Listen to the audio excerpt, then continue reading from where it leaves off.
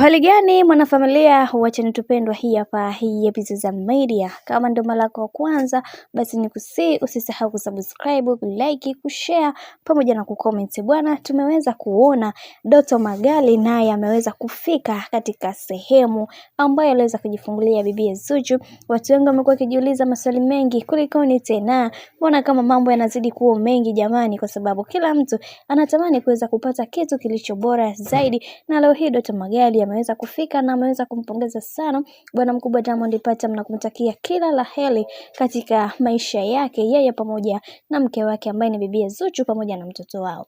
Lakini tumeweza kuona maswali yamekuwa mengi juu ya watu, na wengi wao waliweza kufunguka na kusema ya kwamba kuna vingi ambavyo vipo kutoka kwa bwana mkubwa Diamond Platnumz huenda kawa anavijua, lakini baadhi ya ndugu jamaa na marafiki wote walitamani kuweza kuhakikisha kila kitu kinakuwa katika mikakati na misingi iliyo bora zaidi, kwa sababu kila mtu anaamini ya kwamba kila linaloendelea katika maisha kuwa lina sababu yake ya kimsingi. Hivyo kwenye hiki ambacho kinachoendelea hatupaswa kuweza kuwa makini na kuhakikisha kila kitu kinakwenda kuwa vile ambavyo ilivyoweza kupangwa, kwani mambo ni mengi halafu muda ni mchache. Doto Magali tayari ameshaweza kufika kuhakikisha kila kitu kinakwenda kuwa sawa kama ilivyo kuwa ada yao, na wengi wao waliweza kufunguka na kusema wacha tuone mwisho wa haya yote itakuwaje, maana kila mtu anatamani sana kuweza kuhakikisha maisha ya bibi Zuchu yanakuwa katika mikono iliyo bora na iliyo salama zaidi, kwani kuna vingi ambavyo vipo na kila mtu